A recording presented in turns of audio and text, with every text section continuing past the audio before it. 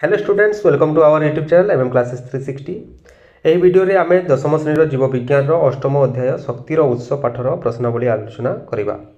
ଆଲୋଚନା କରିବା ପୂର୍ବରୁ ଆମ ଚ୍ୟାନେଲକୁ ଯଦି ନୂଆ କରି ଭିଜିଟ୍ କରୁଛ ଏବଂ ସବସ୍କ୍ରାଇବ୍ କରି ନାହ ତାହେଲେ ସବସ୍କ୍ରାଇବ୍ କରିକି ରଖ ଏହିପରି ଭିଡ଼ିଓ ପରବର୍ତ୍ତୀ ସମୟରେ ପାଇବା ପାଇଁ। ଆମ ଭିଡ଼ିଓର ଡେସ୍କ୍ରିପ୍ସନରେ ଆମର ଟେଲିଗ୍ରାମ ଚ୍ୟାନେଲର ଲିଙ୍କ୍ ରହିଛି, ସେଠାକୁ ଯାଇ ଜଏନ୍ ହୋଇଯାଅ। ସେଠାରେ ଦଶମ ଶ୍ରେଣୀର ଭୂଗୋଳ, ଇତିହାସ, ଜୀବବିଜ୍ଞାନ ଏବଂ ଭୌତିକ ବିଜ୍ଞାନର ନୋଟ୍ ଗୁଡ଼ିକ ଅପଲୋଡ଼ କରାଯାଇଛି। ତ ଦେଖିବା ପ୍ରଶ୍ନଗୁଡ଼ିକ କ'ଣ ରହିଛି ଏବଂ ତା'ର ଉତ୍ତର କିପରି ରହିଛି। ତ ପ୍ରଥମ ନମ୍ବର ରହିଛି, ଦେଖ, ସୌର ଚୁଲାର ଗଠନ ଓ କାର୍ଯ୍ୟକାରିତା ଚିତ୍ର ସହ ବୁଝାଅ। ତ ଏହାର ଉତ୍ତର କରିବା ପାଇଁ ଆମେ ଚିତ୍ର ଅଙ୍କନ କରିବା, ଯେହେତୁ ଆମକୁ ଚିତ୍ର ସହ ବୁଝାଇବା ପାଇଁ କୁହାଯାଇଛି। ତ ଚିତ୍ରଟି ଅଙ୍କନ କରିବା ଏବଂ ତା'ର ଯେଉଁ ତିନୋଟି ଅଂଶ ରହିଛି ତାକୁ ଆମେ ବର୍ଣ୍ଣନା କରିବା: ଆଧାର, ପାତ୍ର, ତାପଶୋଷୀ ଆଚ୍ଛାଦନ ଏବଂ ପ୍ରତିଫଳକ ପୃଷ୍ଠ ବିଷୟରେ।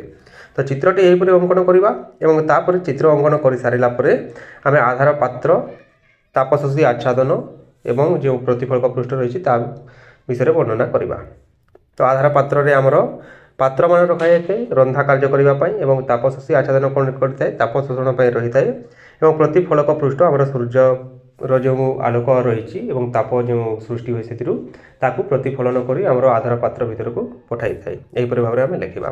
ତାପରେ 2 ନମ୍ବର ପ୍ରଶ୍ନ ରହିଛି, କ'ଣ ଦେଖ, ଜୁଆରରୁ କିପରି ବିଦ୍ୟୁତ୍ ଶକ୍ତି ଉତ୍ପାଦନ କରିହେବ ବର୍ଣ୍ଣନା କର। ତ ଜୁଆର ଆମର ଯେଉଁ ସମୁଦ୍ର ପୃଷ୍ଠରେ ଚନ୍ଦ୍ରର ଆକର୍ଷଣ ଯୋଗୁଁ ସୃଷ୍ଟି ହୋଇଥାଏ ଉଚ୍ଚ ଢେଉ, ତାକୁ ଜୁଆର କୁହାଯାଏ। ତ ସେଇ ଜୁଆରକୁ ଆମର ଗୋଟିଏ ଜଳାଶୟ ମଧ୍ୟରେ ସଂଗ୍ରହ କରାଯାଏ, ଜୁଆର ଜଳକୁ, ଏବଂ ସେହି ଜଳ ଦ୍ୱାରା ଟର୍ବାଇନ୍ ଘୁରାଯାଇ ବିଦ୍ୟୁତ୍ ଶକ୍ତି ଉତ୍ପାଦନ କରାଯାଏ। ଏବଂ ଏଠାରେ ଆମେ ଉଦାହରଣ ଦେଖି ଲେଖିବା, ରାନ୍ସ ନଦୀରେ ଯେପରି ସୃଷ୍ଟି କରାଯାଏ ଜୁଆରରୁ ଆମର ବିଦ୍ୟୁତ୍ ଶକ୍ତି, ସେ ବିଷୟରେ ଆମେ ଲେଖିବା।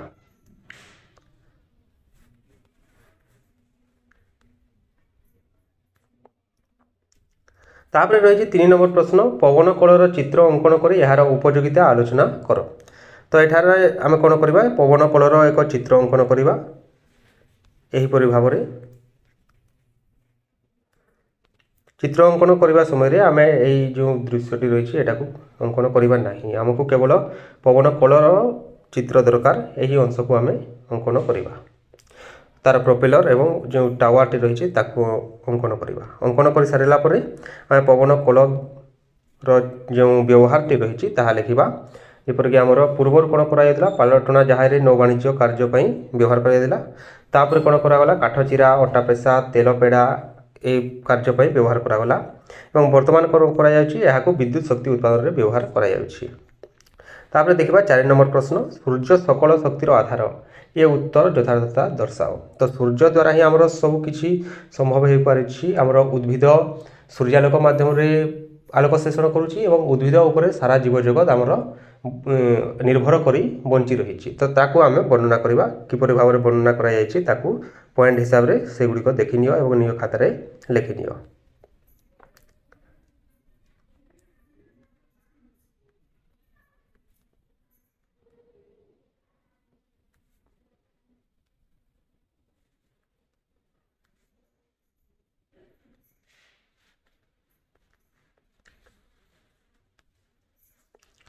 ତାପରେ ଆସିଲା 5 ନମ୍ବର ପ୍ରଶ୍ନ, ଗୋବର ଗ୍ୟାସ୍ ପ୍ଲାଣ୍ଟର ଚିତ୍ର ଅଙ୍କନ କରି ତାହାର ବିଭିନ୍ନ ଅଂଶର କାର୍ଯ୍ୟ ଉଲ୍ଲେଖ କର।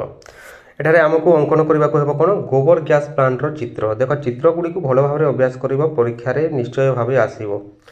ଅଙ୍କନ କରିସାରିଲା ପରେ ଆମେ କ'ଣ କରିବା, ତାର ଯେଉଁ 4ଟି ଅଂଶ ରହିଛି, ପ୍ରବେଶ ପାତ୍ର, ଡାଇଜେଷ୍ଟର କୂପ, ଏସବୁ ବିଷୟରେ ବର୍ଣ୍ଣନା କରିବା। ପ୍ରବେଶ ପାତ୍ରରେ ଆମର ଗୋବର ଏବଂ ପାଣିର ମିଶ୍ରଣକୁ ଭର୍ତ୍ତି କରାଯାଇଥାଏ ଏବଂ ଡାଇଜେଷ୍ଟର କୂପରେ ଏସବୁ ଡାଇଜେଷ୍ଟ ହୋଇଥାଏ ବା ଏଥିରୁ ଆମର ଯେଉଁ ଅଣୁଜୀବ ରହିଛନ୍ତି ସେ ଅଣୁଜୀବମାନେ ଗୋବର ଏବଂ ପାଣିର ମିଶ୍ରଣକୁ ସେଠାରେ ଅପଘଟନ କରିଥାନ୍ତି ଏବଂ ସେଥିରୁ ଆମର ଗ୍ୟାସ୍ ସୃଷ୍ଟି ହୋଇଥାଏ।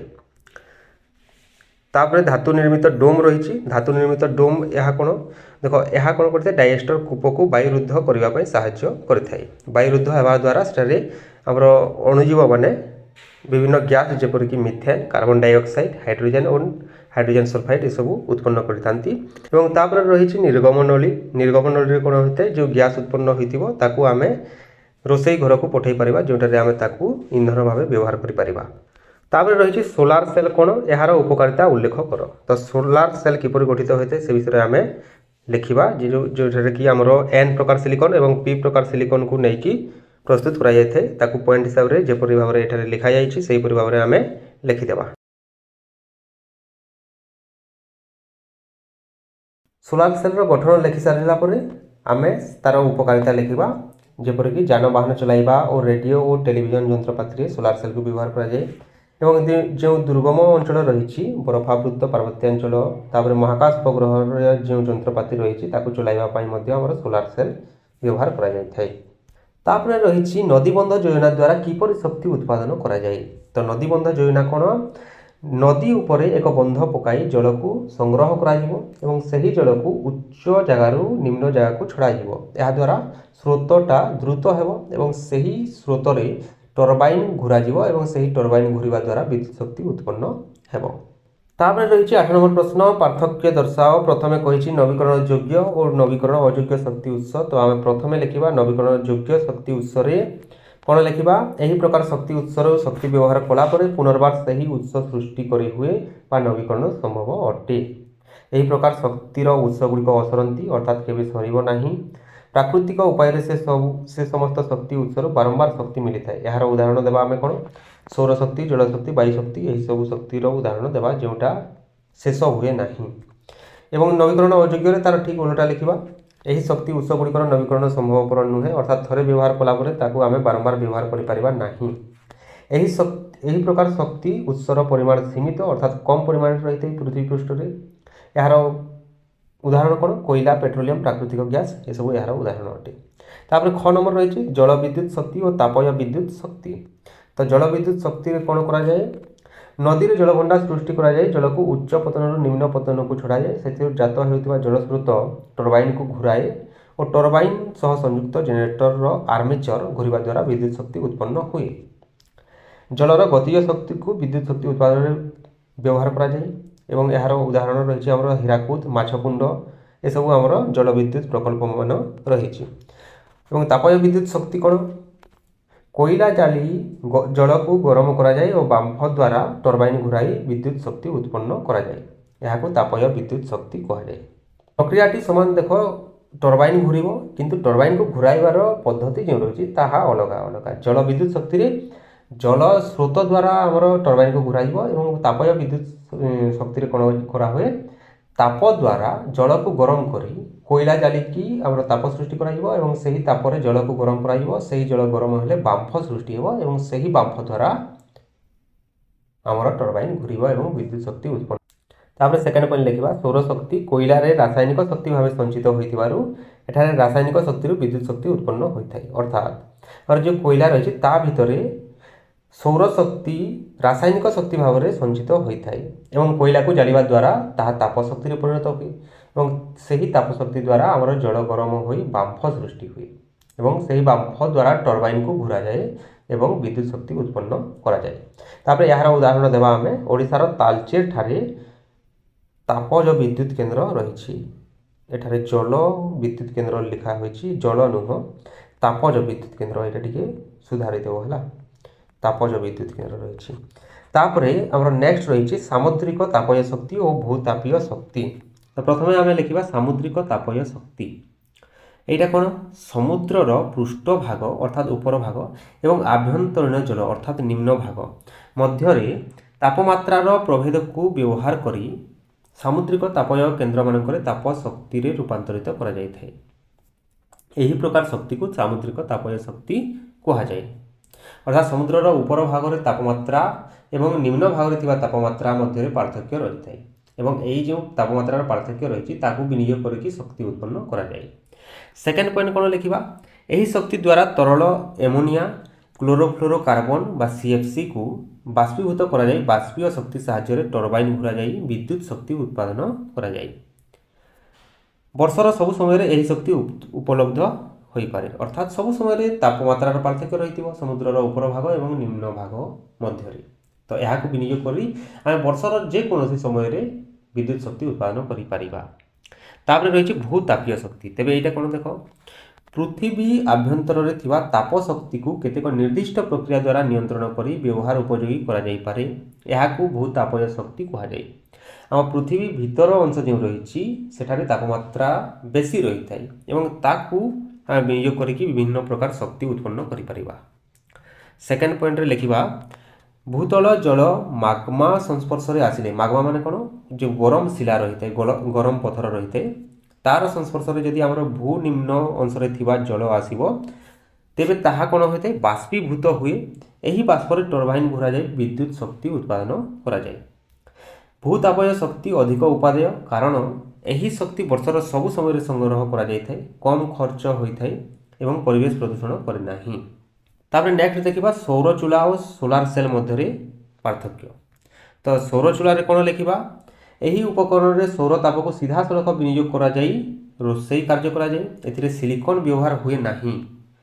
एही उपकरणटी को साधारणतः रंधन कार्य रे व्यवहार करा जाई थाए।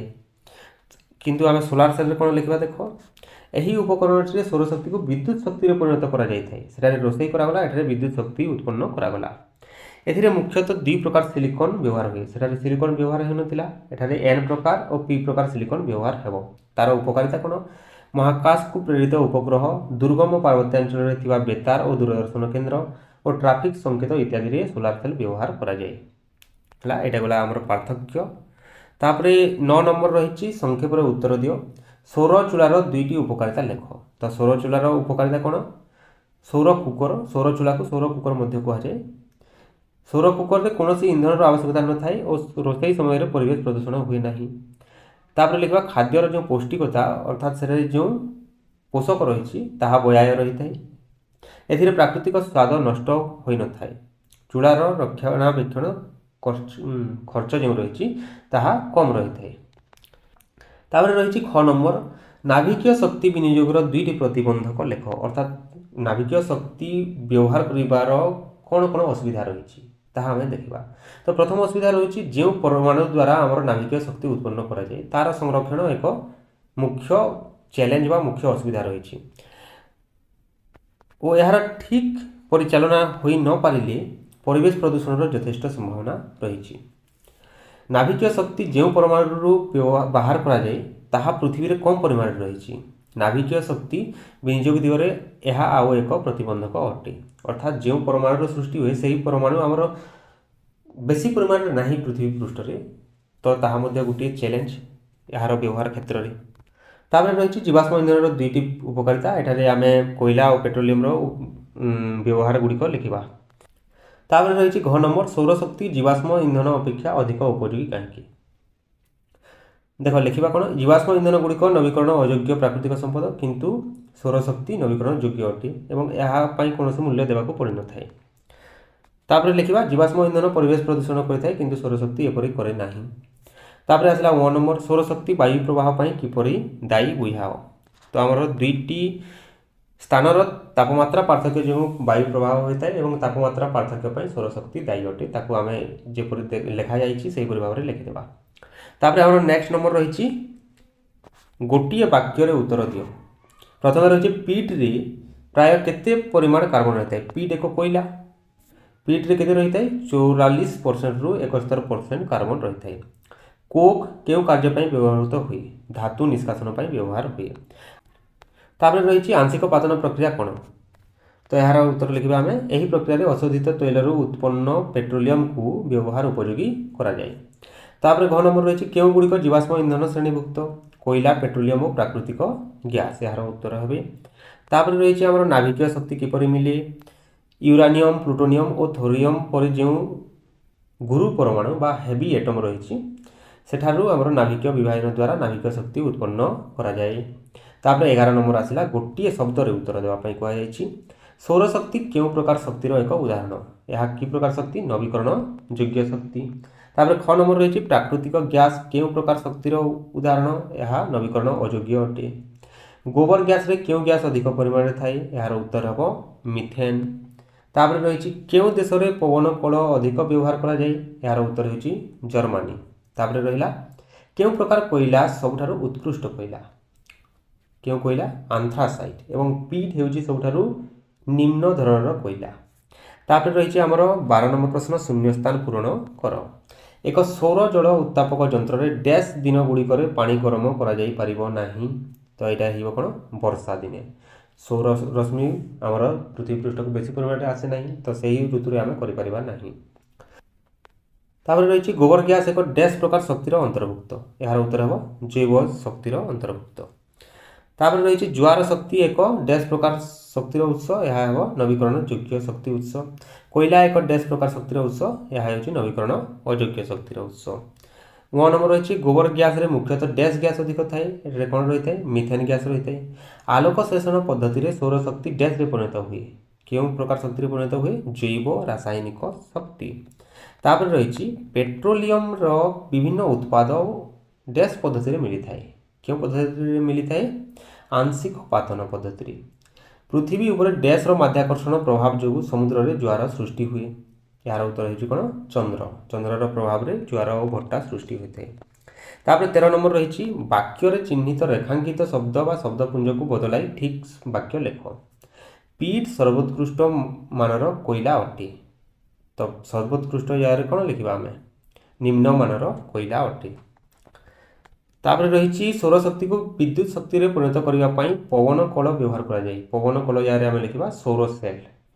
तापर रही 9 नंबर जो उपकरण द्वारा सौर तापर रोषे करी हुए ताकू डाइएस्टर कहते डाइएस्टर नुह कौन लिखा आम सौर रंधक बा सौर चूला बा सौर कुकर जहाँ लिखिले हे।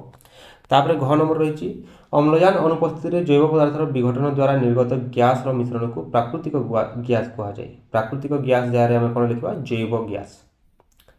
नेक्स्ट रही भू अभ्यंतर ताप शक्ति को नाभिकीय शक्ति कहुए या कौन कहुए भू अभ्यंतर शक्ति को भूतापीय शक्ति कहुए। तापर आम 14 नंबर प्रश्न प्रथम दुईटी शब्दर संपर्क को देखी तृतीय सह संपर्कित शब्द कौन है लेख। प्रथम रही सौरशक्ति यह नवीकरण योग्य अटे तेज कोयला कौन है नवीकरण अयोग्य हे। निकृष्ट मानर कोयला पीट सर्वोत्कृष्ट मानर कोयला आंथ्रासाइड अटे। अशोधित तैलर आंशिक पातन पेट्रोलियम कोयलार अंतर्धूम पातन कौन मिलता है कोक मिलता है। तो ये रही आम प्रश्न एवं सेगुड़िकर उत्तर। तो भिडियोटी जदि भल लगा कि आपण उपयोगी हो पारा ताल निश्चित भाव गोटे लाइक करेंगे और निजर जो सांग मानक यार आवश्यकता रही पाखक निश्चय पठेबे एवं वीडियो उपर एक कमेंट निश्चय भाव करूँ याद्वारा आमर उत्साह निश्चित भाव बढ़ी था। ठीक अच्छे धन्यवाद।